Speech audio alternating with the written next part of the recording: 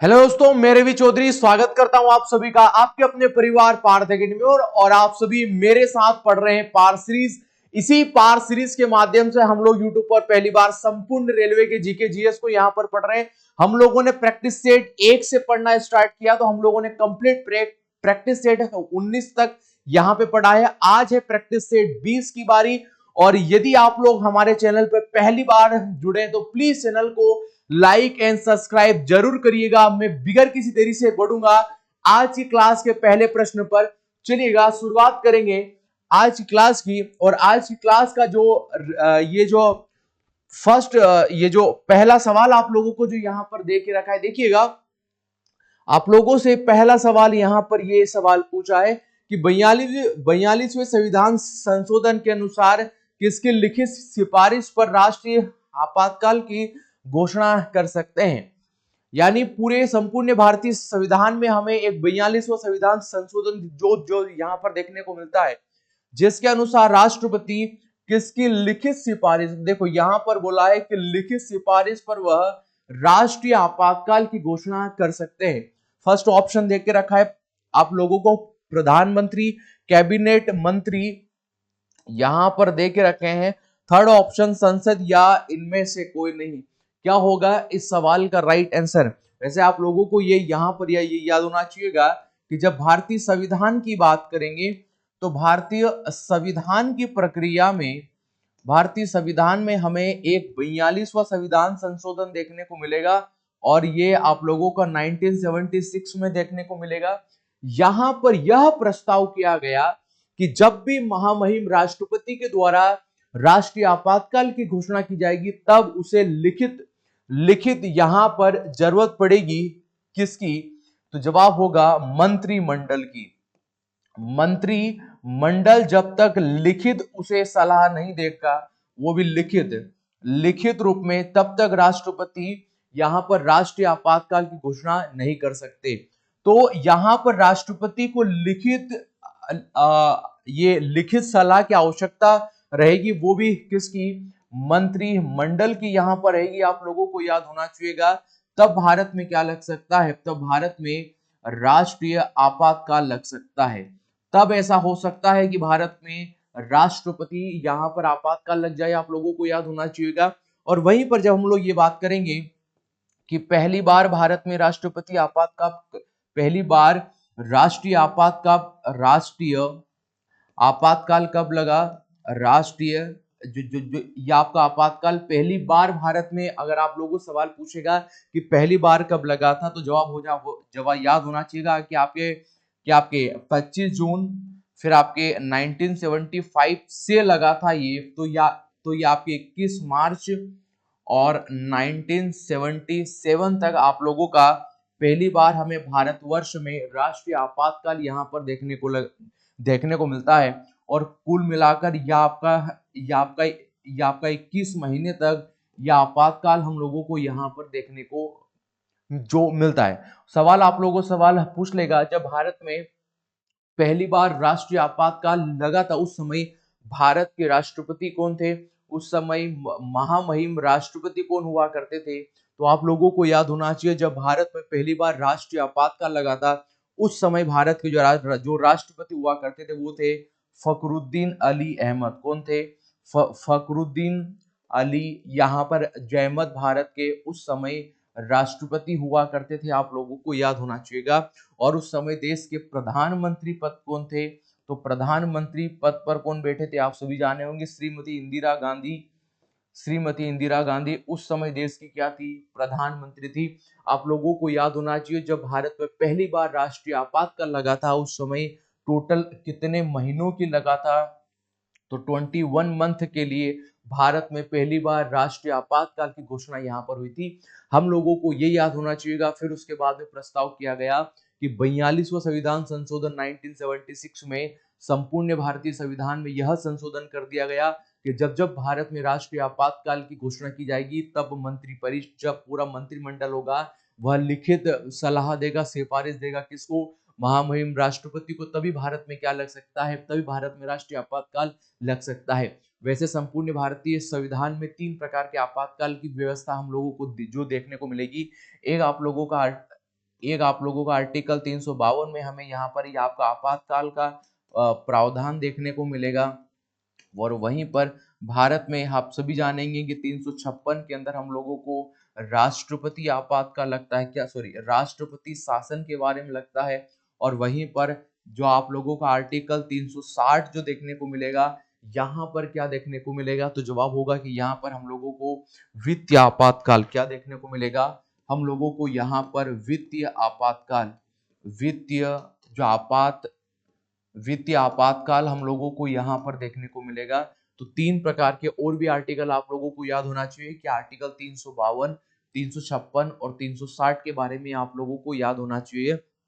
जब किसी राज्य का जो संवैधानिक तंत्र है, जब उसकी राज्य का जब तंत्र पूरी तरीके से फेल हो जाता है, तब वहां पर हो सकता है राष्ट्रपति शासन यहाँ पर जो लगेगा। वैसे तीनों ही जब लगते हैं, वैसे जब जब जब भी भारत में राष्ट्रीय आपातकाल लगता है या राष्ट्रपति शासन लगता है, तो आप लोगों को याद होना चाहिए सबसे पहले जो हमारा एक आर्टिकल जो आर्टिकल आपका 19 देखने को मिलेगा, ये सबसे पहले प्रतिबंध किया जाता है, सबसे पहले बंद होगा। लेकिन राष्ट्रीय आपातकाल की घोषणा जब जब भारतवर्ष में की जाएगी, तब तक आपके आर्टिकल 20 और आपका आर्टिकल 21 को हम लोग प्रतिबंध नहीं कर सकते। ये भी आप लोगों को यहाँ पर याद होना चाहिएगा।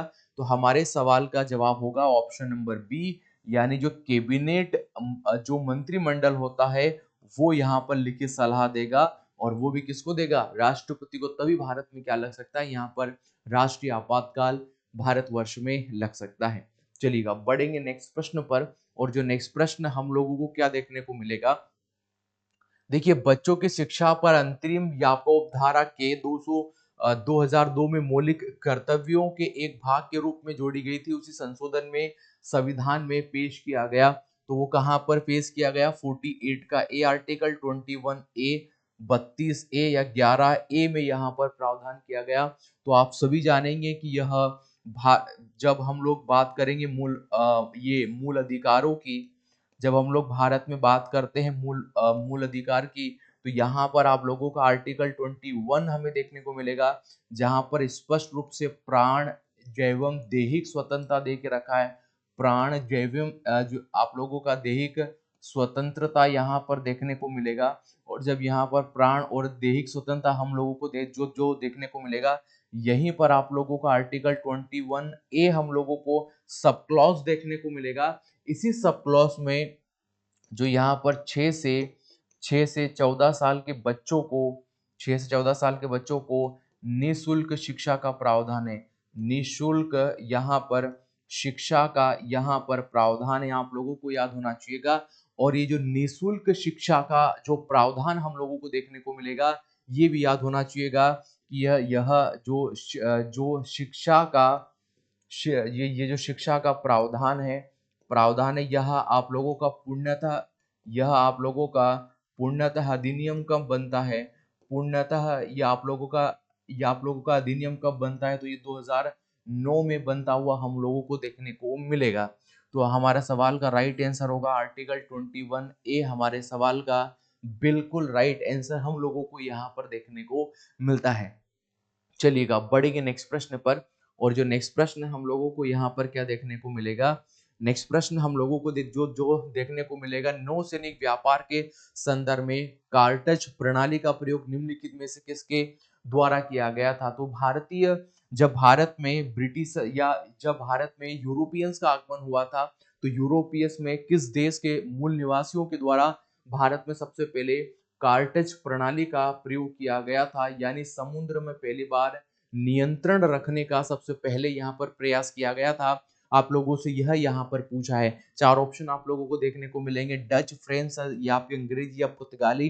देखो भारत में यदि हम लोग बात करेंगे कि यूरोपियंस कौन कौन आए, तो हमें यूरोपियन बहुत सारे देखने को मिलेंगे, लेकिन उसमें से भी यहाँ पर 20 मई, डेट याद रखिएगा, 20 मई और 1498 को भारत में जो भारत का कालीकट तट था, कालीकट, और ये कालीकट जो तट हमें देखने को मिलेगा, ये केरल में देखने को मिलेगा। यहाँ पर सबसे पहले कौन आया था, सबसे पहले वास्को डी गामा देखने को मिला। कौन देखने को मिलेगा, वास्को डी गामा हम लोगों को देखने को मिला।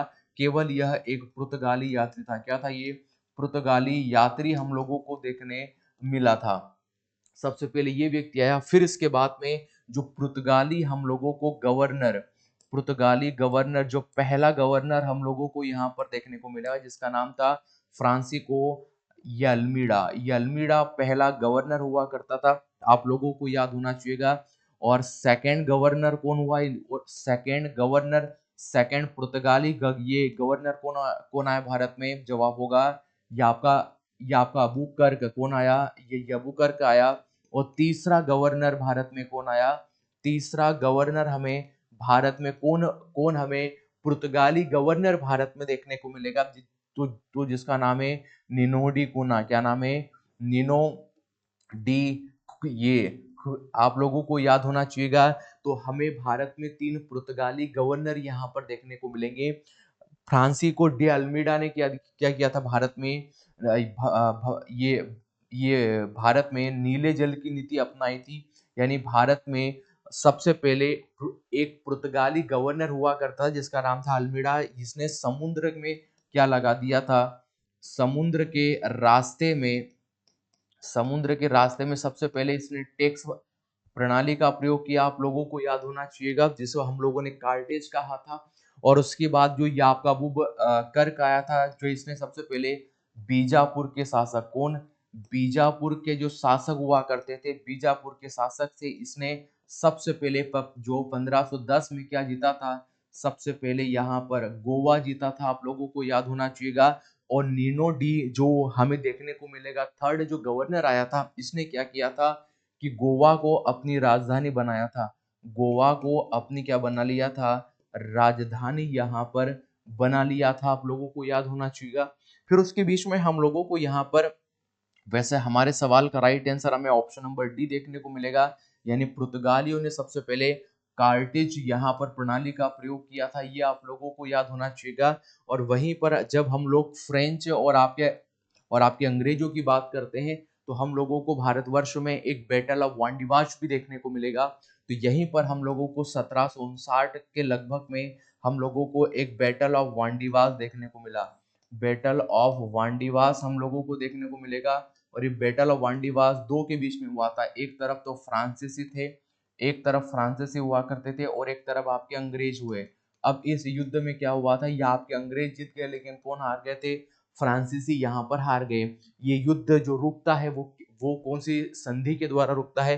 तो जवाब होना चाहिएगा 1763 में हम लोगों को एक पेरिस की संधि, कौन संधि? पेरिस की संधि हम लोगों को यहाँ पर देखने को मिलती। इस संधि के तहत बैटल ऑफ वांडीवास को यहाँ पर रोक दिया गया था। चलिएगा बढ़ेंगे नेक्स्ट प्रश्न पर। और जो नेक्स्ट प्रश्न हम लोगों को क्या देखने को मिलेगा?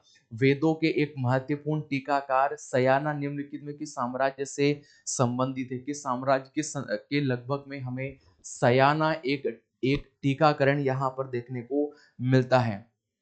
ठीक है, चोल साम्राज्य, विजयनगर साम्राज्य, या फिर होयसाल साम्राज्य, या फिर बहमनी साम्राज्य। ये आप लोगों से यहाँ पे सवाल पूछा है। वैसे आप लोगों को याद होना चाहिएगा, जब भारत में चोल वंश की बात होगी, तो चोल वंश का संस्थापक आप लोगों को विजय वालय कौन देखने को मिलेगा? विजय वालय आप लोगों को देखने को मिलेगा। जब भारत में विजयनगर साम्राज्य की बात होगी, विजयनगर साम्राज्य की बात होगी, तो आप लोगों को यहाँ पर हरिहर व बुक्का यहाँ पर देखने को मिलेगा, आप लोगों को देखने को मिलेगा। और जब भारत में होयसाल वंश की बात होगी, कौन से वंश की? जब भारत में होयसाल वंश की बात होगी, तो भारत में होयसाल वंश का संस्थापक हम लोगों को कौन देखने को मिलेगा? तो याद होना चाहिएगा, होयसाल वंश का जो संस्थापक था, जिसका नाम था नपकामा द्वितीय। कौन था? नपकामा द्वितीय जो था, वो हमें होयसाल वंश का संस्थापक देखने को मिलेगा। विजयनगर साम्राज्य का संस्थापक हरिहर बुक्का, और उनकी जो कैपिटल हुआ करती थी, वो हम लोगों को यहाँ पर हम्पी देखने को मिलेगी। हम्पी की कैपिटल हुआ करती थी। और चोल वंश की कैपिटल जो थी, चोल वंश की जो कैपिटल हम लोगों को देखने को मिली थी, ये आपके तंजोर, क्या देखने को मिली थी? तंजोर इनकी राजधानी देखने को मिली थी। लेकिन देखो यहाँ पर हम लोगों से सवाल क्या पूछा है? सवाल हम लोगों से ये पूछा है कि वेदों के एक महत्वपूर्ण टीकाकार सयाना, ये सयाना किस साम्राज्य संबंधित है, तो ये आपका विजयनगर साम्राज्य से हम लोगों को यहाँ पर देखने को मिलेगा। और वहीं पर सवाल ये पूछेगा कि वेदों का सबसे पुराना सयाना वेदों का सबसे पुराना टीकाकार सबसे पुराना टीकाकार का क्या नाम है? टीकाकार का क्या नाम देखने को मिलेगा? जवाब होगा क्या आपका स्कंद स्वामी। क्या देखने को मिलेगा? स्कंद स्वामी हमें यहाँ पर देखने को मिलेगा। याद रखिएगा, ये आपका स्कंद स्वामी सबसे पुराना टीकाकार हम लोगों को देखने को मिलता है। तो हमारे सवाल का राइट आंसर देखने को मिलेगा ऑप्शन नंबर बी पर हम लोग जाएंगे। ठीक है, ये आप लोगों को यहाँ पर याद होना चाहिएगा। अब इसमें नो डाउट आप सबको आते होंगे, 4 वेद है किस प्रकार से हैं, ठीक है, उस पर हम लोग नहीं जाएंगे। हमारा जो सबसे महत्वपूर्ण सवाल था, वेदों में एक महत्वपूर्ण टीकाकार सयाना है, ये निम्नलिखित में किस साम्राज्य से हमें संबंधित होता हुआ देखने को मिलेगा? तो नो डाउट जवाब होगा विजयनगर साम्राज्य से हम लोगों को देखने को यहाँ पर मिलता है। चलिएगा बढ़ेंगे नेक्स्ट प्रश्न पर। और जो नेक्स्ट प्रश्न हम लोगों को यहाँ पर देखने को मिलेगा, देखिएगा नेक्स्ट प्रश्न हम लोगों को जो यहाँ पर देखने को मिलेगा, निम्नलिखित में से किसे पर्वतीय पर्यटन स्थलों की राजकुमारी के नाम से जाना जाता है? तो यह राजकुमारी के नाम से जो किसे जाना जाता है? देहरादून को, कोडाईनाल को, दार्जिलिंग को या ऊटी को? तो यह सवाल आप लोगों को याद होना चाहिएगा कि पर्वतीय जो राजकुमारी होगी, पर्वतीय ये कुमारी के नाम से जाना जाएगा, तो जवाब होगा कोडाईनाल। कौन को जाना जाएगा? कोडाईनाल को यहाँ पर जाना जाएगा, यानी ऑप्शन नंबर बी हमारे सवाल का बिल्कुल राइट आंसर होगा। सवाल पूछेगा कि हमें ये कोडाईनाल जगह कहाँ पर देखने को मिलेगी, तो हम लोगों को तमिलनाडु, कहाँ पर देखने को मिलेगी? तमिलनाडु में हमें देखने को मिलेगी। सवाल ये जो दार्जिलिंग है, दार्जिलिंग हम लोगों को पश्चिम बंगाल में यहाँ पर देखने को मिलेगा। और ऊटी बिल्कुल एक पर्यटन क्षेत्र हमें देखने को मिलेगा। और ये जो ऊटी पर्यटन क्षेत्र है, ये कहाँ पर देखने को मिलेगा? ये हम लोगों को तमिलनाडु में, कहाँ पर देखने को मिलेगा? तमिलनाडु में देखने को मिलेगा। और तमिलनाडु के ऊटी में ही भारत और जापान ने मिलकर क्या किया है दोस्तों? यहाँ पर जापान व यहाँ पर भारत ने मिलकर क्या किया है? आप लोगों को याद होना चाहिएगा कि जापान व भारत ने मिलकर यहाँ पर एक ग्रेप्स प्रयोगशाला बनाई है। एक ग्रेप्स प्रयोगशाला बनाई है। और इसी ग्रेप्स प्रयोगशाला में हम लोग सूर्य से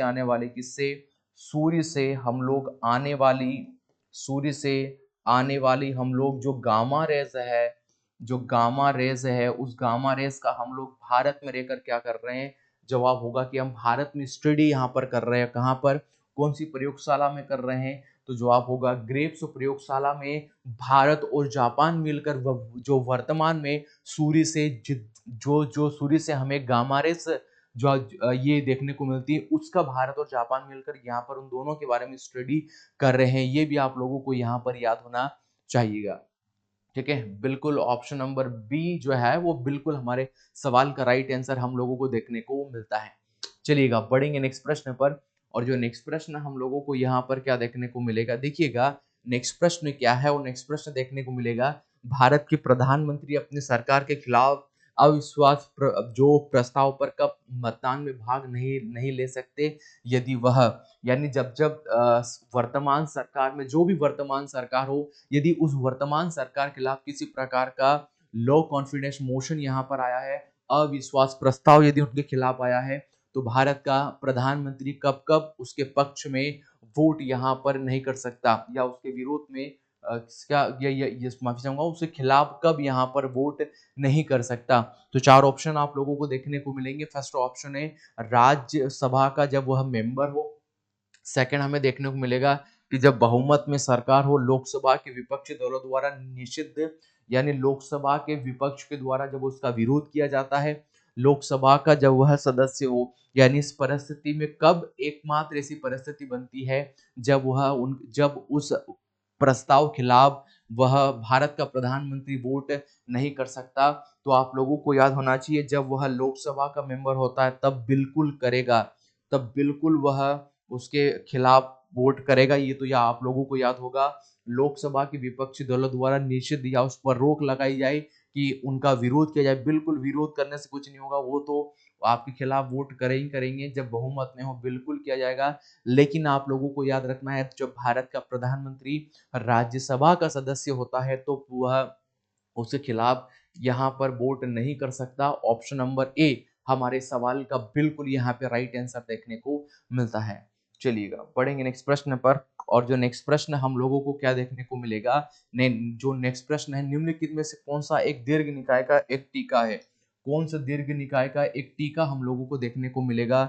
सुमन विलासिनी नीति प्रतिकरण दीपवंश गंध या ललित विस्तार, कौन सा हमें एक दीर्घ निकाय का एक टीका देखने को मिलेगा। तो दीर्घ निकाय का टीका सुमन विलासिनी हम लोगों को यहाँ पर देखने को मिलेगा। ऑप्शन नंबर ए हमारे सवाल का बिल्कुल यहाँ पे राइट आंसर देखने को मिलेगा।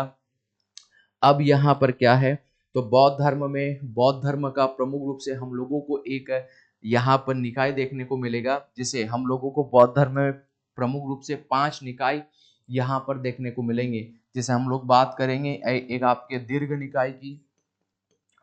निकाय की बात करेंगे, एक हम लोग आपके अंगुत्तर निकाय, एक आपके अंगुत्तर निकाय की हम लोग बात करेंगे। अंगुत्तर निकाय के बाद में एक आपके मध्यम निकाय, कौन सा निकाय, मध्यम निकाय की बात करेंगे। और मध्यम निकाय के बाद में फिर आप लोगों का दीर्घ निकाय या आपका अंगुत्तर निकाय, और मध्यम निकाय के बाद एक आप लोगों का संयुक्त निकाय, कौन सा निकाय, संयुक्त निकाय।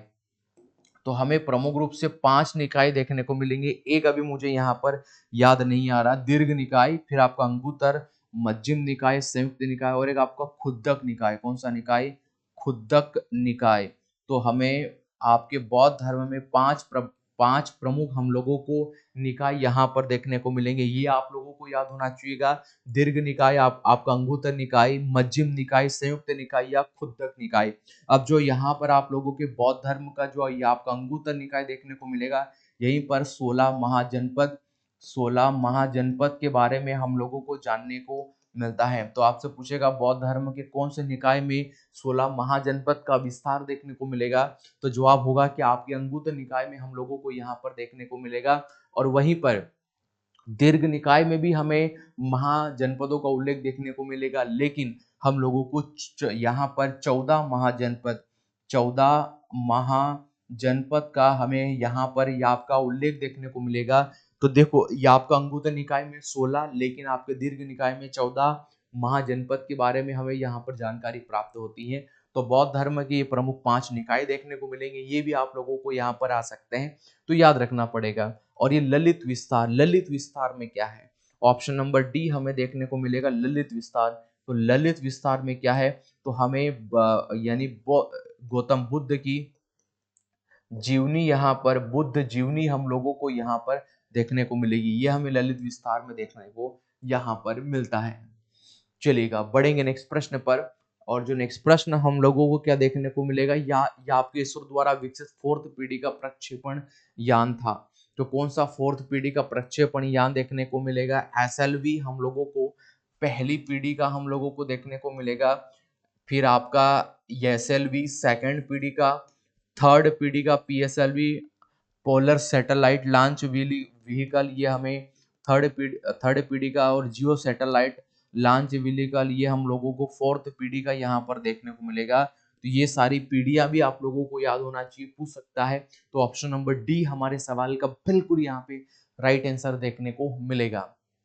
चलिएगा बढ़ेंगे नेक्स्ट प्रश्न पर, और जो नेक्स्ट प्रश्न हमें देखने को मिलेगा, विश्व दुग्ध दिवस कब मनाया जाता है, कब हम लोग ये वर्ल्ड मिल्क डे सेलिब्रेट करते हैं, 30 मई को, 1 जून को, 31 मई को, इनमें से कोई नहीं। तो आप लोगों को याद होना चाहिए हम 1 जून को क्या करते हैं, विश्व दुग्ध दिवस हम लोग सेलिब्रेट करते हैं। ऑप्शन नंबर बी हमारे सवाल का राइट आंसर यहाँ पर देखने को मिलेगा। चलिएगा बढ़ेंगे नेक्स्ट प्रश्न पर, और जो नेक्स्ट प्रश्न हम लोगों से सवाल क्या पूछा है, नेक्स्ट प्रश्न जो है कि हार्नबिल त्योहार एक प्रसिद्ध आदिवासी त्योहार है भारत के, इनमें किस पूर्वोत्तर राज्य में मनाया जाता है। तो किस पूर्वोत्तर राज्य में यह मनाया जाता है, या आपके अरुणाचल प्रदेश, आसाम, नागालैंड या मिजोरम। तो आप लोगों को सवाल याद होना चाहिएगा कि आप लोगों का हार्नबिल, कौन सा, हार्नबिल उत्सव, और हार्नबिल या आपके उत्सव के बाद आप लोगों को याद होना चाहिएगा एक आप लोगों का ऑरेंज उत्सव, कौन सा उत्सव, ऑरेंज उत्सव, ये आपके दोनों के दोनों उत्सव कहाँ पर सेलिब्रेट किए जाते हैं, ऑप्शन नंबर सी हमें देखने को मिलेगा आपके नागालैंड में किए जाते हैं।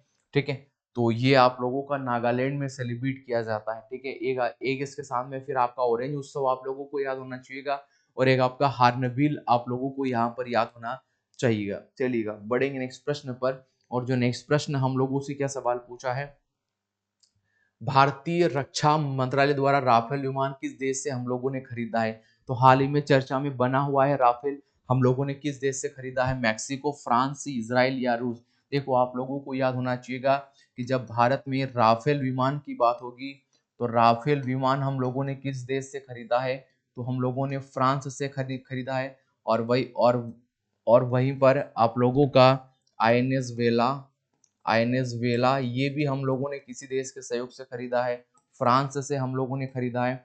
फिर आपका अपाचे हेलीकॉप्टर, अपाचे जो हेलीकॉप्टर है ये हम लोगों ने किस देश से खरीदा है, हमने यूएस से खरीदा है। फिर आपके चिनूक, चिनूक हेलीकॉप्टर है वो भी हमने किससे खरीदे हैं, वो भी हम लोगों ने यूएसए से खरीदे हैं। फिर इसके बाद में ये आपका राफेल वेला या आपका चिनूक के बाद में आपका S-400 मिसाइल प्रणाली, S-400 या आपका मिसाइल प्रणाली हम लोगों को देखने को मिली, ये भी हमने किससे खरीदी है, ये हम लोगों ने रूस से, सॉरी ये हमने किससे खरीदी है, ये हम लोगों ने यहाँ पर रूस से खरीदा है। लेकिन राफेल हमने किस देश से खरीदा था, तो राफेल हम लोगों ने यहाँ पर फ्रांस से खरीदा था। ऑप्शन नंबर बी हमें यहाँ पर बिल्कुल सही देखने को मिलता है। चलिएगा बढ़ेंगे नेक्स्ट प्रश्न पर, और जो नेक्स्ट प्रश्न हम लोगों को क्या देखने को मिलेगा, नेक्स्ट प्रश्न देखने को मिलेगा, ये भौतिक नहीं भौतिक है। भौतिक भौतिक जो अनुसंधान प्रयोगशाला हम लोगों को कहाँ पर देखने को मिलेगी, भारत की सबसे बड़ी भौतिक प्रयोगशाला बेंगलोर, तिरुवनंतपुरम, हैदराबाद या आपके जो अहमदाबाद में देखने को मिलेगी। ऑप्शन नंबर डी बिल्कुल हमें यहाँ पे राइट आंसर देखने को मिलेगा। इसी शहर में हमें भारत की सबसे बड़ी प्रयोगशाला हम लोगों को यहाँ पर देखने को मिलती है। ऑप्शन नंबर डी हमारे सवाल का बिल्कुल राइट आंसर होगा। चलेगा इसी के साथ बढ़ेंगे नेक्स्ट प्रश्न पर, और जो नेक्स्ट प्रश्न हम लोगों को देखने को मिलेगा कि 1784 में यूरोपियंस द्वारा भारत में पुरातत्व संबंधित कार्य शुरू करने के लिए यहाँ के एशियाटिक सोसाइटी ऑफ बंगाल का गठन किया गया था। इसके संस्थापक कौन थे, तो इसके संस्थापक हम लोगों को भारत में कौन देखने को मिलेंगे, तो जवाब होगा विलियम जोन्स। कौन देखने को मिलेंगे, विलियम जोन्स यहाँ पर देखने को मिलेंगे। ऑप्शन नंबर डी इस सवाल का बिल्कुल राइट आंसर होगा। लेकिन आपके अलेक्जेंडर कर्निंगम हमें भारतीय पुरातत्व के जनक, भारतीय भारतीय पुरातत्व के जनक जो हैं वो हम लोगों को यही कर्निंघम साहब देखने को मिलते हैं। लेकिन हम लोगों को जो सवाल था या आपकी एशियाटिक सोसाइटी ऑफ बंगाल की स्थापना का श्रेय किसे दिया जाता है, तो ये आपको विलियम जोन्स को यहाँ पर दिया जाता है। चलिएगा बढ़ेंगे नेक्स्ट प्रश्न पर, और जो नेक्स्ट प्रश्न हमें देखने को मिलेगा क्या, देखो नेक्स्ट प्रश्न है भारतीय स्टेट बैंक या आपकी एसबीआई की स्थापना किस वर्ष हुई थी, किस वर्ष हुई थी हमें देखने को मिलेगा 1951 में। फिर आप लोगों का या आपका 1855 में हम लोगों को देखने को मिलेगा, और फिर आपका 1948 में और 1806 में हम लोगों को यहाँ पर देखने को मिलेगा। एक्चुअली जो जो इसकी एग्जैक्ट डेट है वो तो हम लोगों को यहाँ पर दे के ही नहीं रखी है। लेकिन देखो एक आपकी बैंक ऑफ बंगाल, कौन सी, एक bank of Bengal, bank of Bengal, फिर इसके बाद में आपकी bank of Bombay, bank of Bombay, फिर आपकी एक बैंक ऑफ मद्रास, इन तीनों बैंकों को आपस में जोड़कर एक नई बैंक बनाई गई, और उस बैंक वो बनी थी 1921 में। उस बैंक का नाम था या आपका नाम था इसका इंपीरियल बैंक ऑफ इंडिया। क्या नाम था, या आपका इंपीरियल बैंक ऑफ इंडिया नाम इसका रख दिया गया। जब ये यहाँ पर हम लोगों को बैंक देखने को मिलेगी, फिर इसी बैंक का फिर से नाम जो बदलकर 1955 में क्या कर दिया गया था, एसबीआई यहाँ पर कर दिया जाता है। तो हमें राइट आंसर या आपका 1955 देखने को मिलेगा। तो यहाँ पर हमें 1900 की जगह 1855 की जगह 1955 यहाँ पर होना था। ऑप्शन नंबर बी के साथ हम लोग जाएंगे। ठीक है, तो हमें हमारी एसबीआई बैंक यहाँ पर देखने को मिलती है। ठीक है, ऑप्शन नहीं था तो ये आपका 1955 हम लोगों को यहाँ पर देखने को मिलेगा। चलिएगा बढ़ेंगे नेक्स्ट प्रश्न पर। और जो नेक्स्ट प्रश्न हमें क्या देखने को मिलेगा कि भारतीय संसद में लोकसभा अध्यक्ष की नियुक्ति किसके द्वारा की जाती है? राष्ट्रपति के द्वारा, सर्वोच्च न्यायालय के द्वारा, राज्यसभा एवं लोकसभा के संयुक्त बहुमत के से लोकसभा के सदस्यों के द्वारा, या फिर प्रधानमंत्री जी के द्वारा? किनके द्वारा इनकी नियुक्ति की जाती है?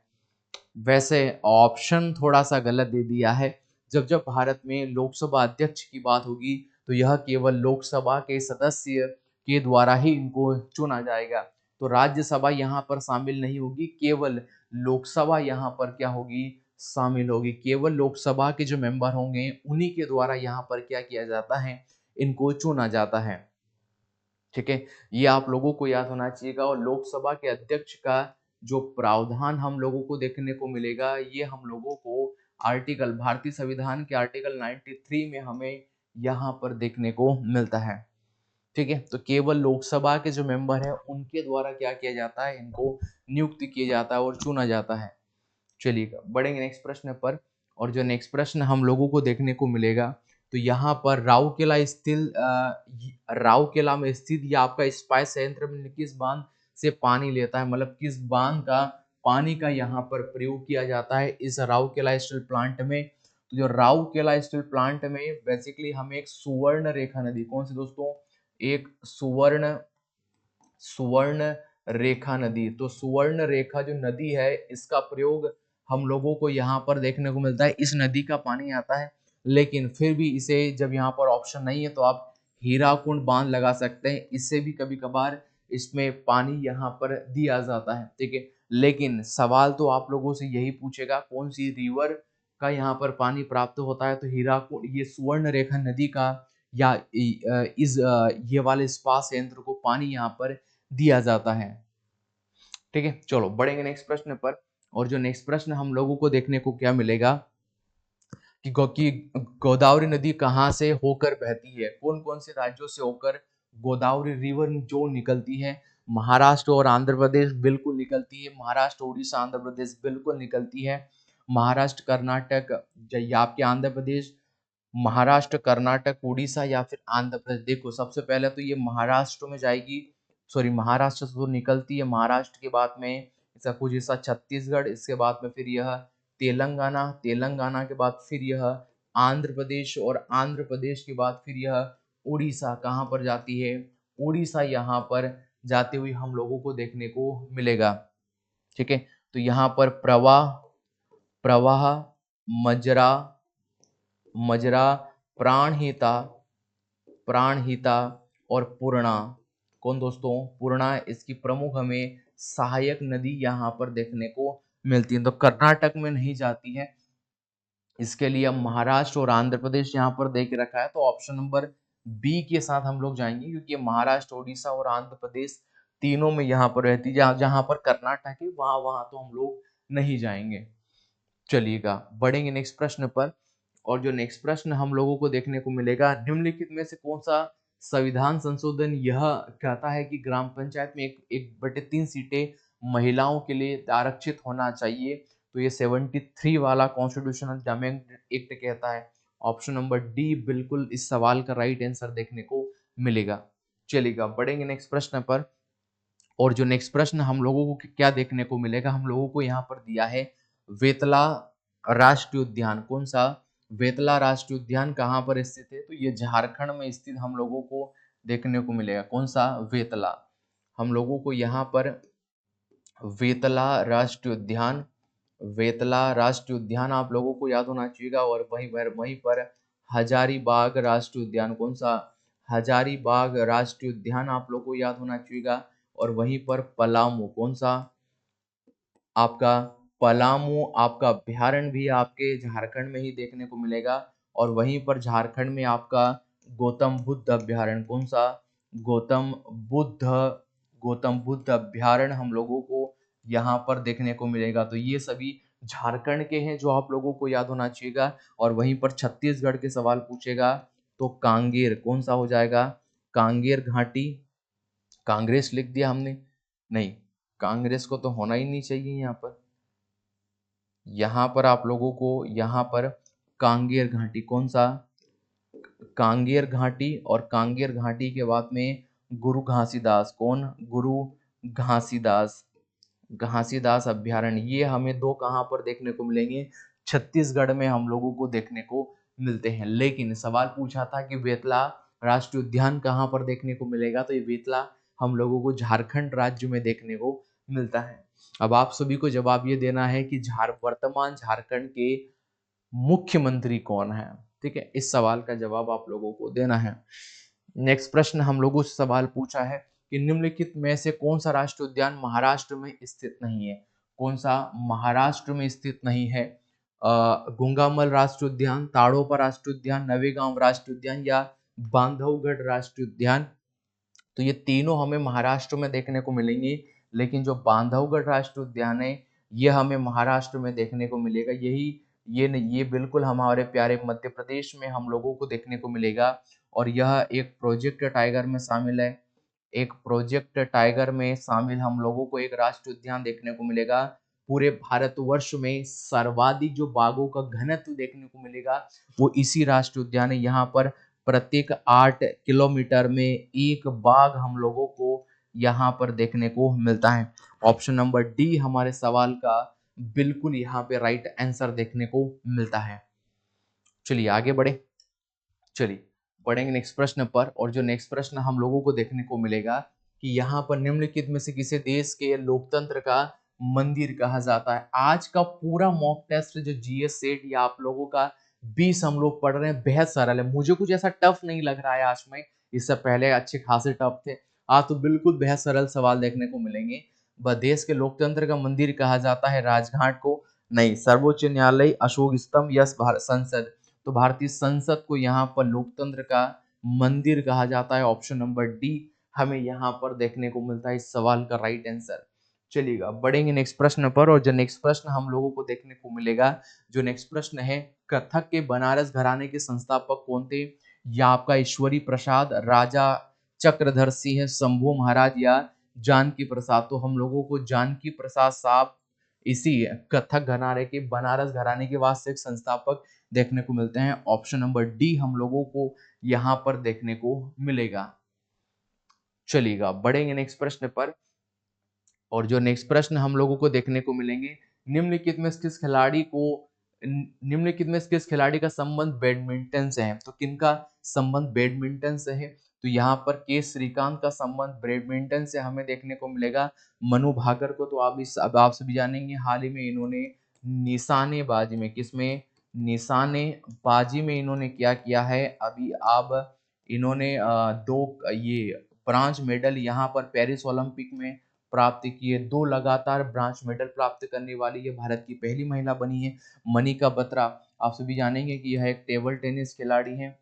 टेबल टेनिस खिलाड़ी हम लोगों को यहाँ पर देखने को मिलेगी। और वहीं पर शरत जो कमल साहब भी टेबल टेनिस खेलते हैं, ये भी टेबल टेनिस के खिलाड़ी हैं। लेकिन इनको याद रखिएगा कि 2004 में इनको क्या मिला था, या आपका अर्जुन पुरस्कार इनको दिया गया, ये आपका अर्जुन पुरस्कार दिया गया। और 2022 में आप लोगों को याद होना चाहिए कि इन्हें मेजर ध्यानचंद, कौन सा अवार्ड, मेजर ध्यानचंद खेलों के क्षेत्र में जो सबसे बड़ा पुरस्कार दिया जाता है वो मेजर ध्यानचंद यहाँ पर पुरस्कार दिया जाता है। ये इन्हें 2022 में मिला था, 2022 मिला था।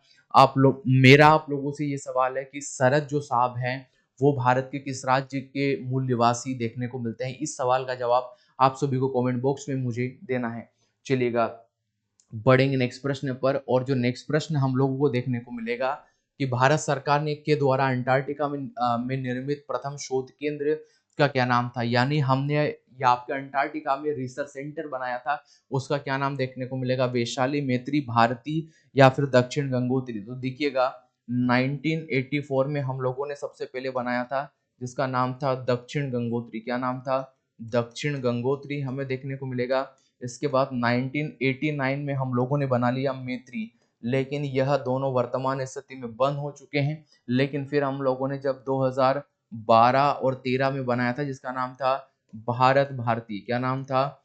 भारत भारती। ये वर्तमान में चालू है, इसके माध्यम से हम लोग अभी इस महाद्वीप पर रिसर्च कर रहे हैं। लेकिन पहला कौन बनाया था? सबसे पहले दक्षिण गंगोत्री हम लोगों ने बनाया था। ऑप्शन नंबर डी हमारे सवाल का बिल्कुल राइट आंसर यहाँ पर देखने को मिलता है। चलेगा, और यह अंतिम प्रश्न आपके लिए होमवर्क में देखो, जो नेक्स्ट क्वेश्चन आप लोगों को देखने को मिलेगा, निम्नलिखित में से किस शहर में भारत की पहली अंडर वाटर ट्रेन परियोजना शुरू की गई थी? तो कौन से शहर में चालू की गई थी? इस सवाल का आप सभी को जवाब मुझे कमेंट बॉक्स में देना है। दोस्तों आज की क्लास में इतना ही, मिलते हैं नेक्स्ट वीडियो में, तब तक आप सभी का धन्यवाद।